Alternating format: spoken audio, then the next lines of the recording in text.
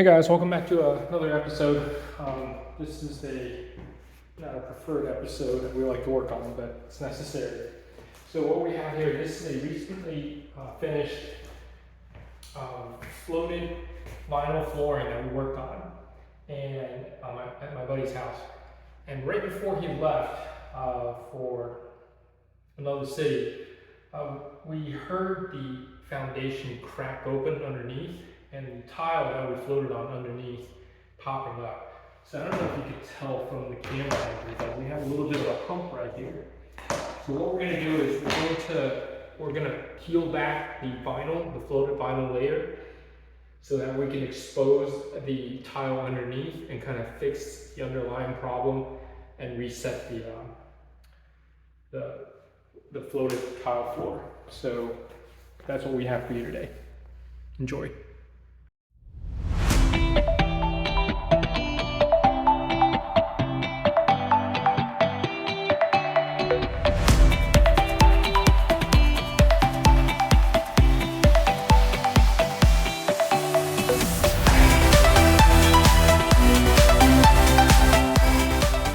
All right, just a little review of what's going on. We've taken some vinyl tiles out. We started from where the refrigerator is and kind of worked our way over so we can minimize the vinyl damage. And this is the exposed underlayment. What happened is the foundation has cracked and it's created some pushing force.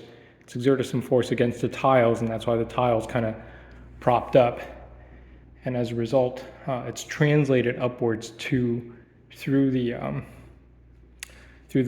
floated vinyl. So what we're going to do is we're going to start removing some tiles and we're going to start cutting the grout so that way we can kind of recess it back into place.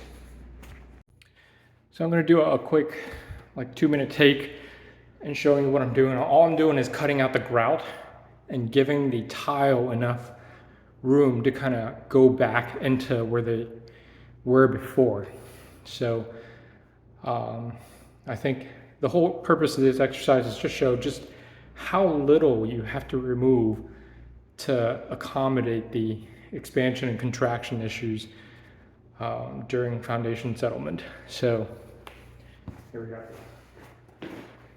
So we've already cut out this probably a 1/4-inch tile grout for the entire run, and it's already kind of settled a lot.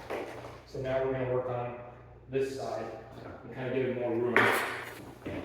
Just for the audience out there, what we're using is these are diamond grout removers.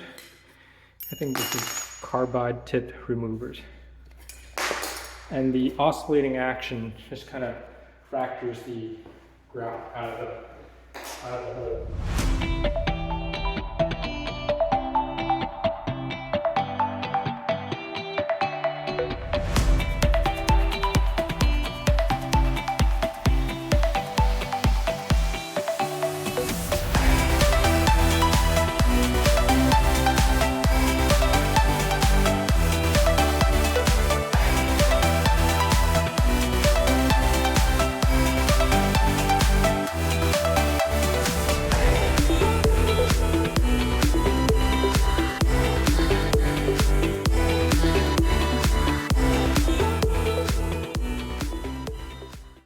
So there, wanted to show you that most of the hump has been removed. I'm removing about 1/2 inch of grout. And now, I still got to remove some more, but once that happens, and I'm going to vacuum up all this debris, and then maybe put a thin layer of flowable fill under there.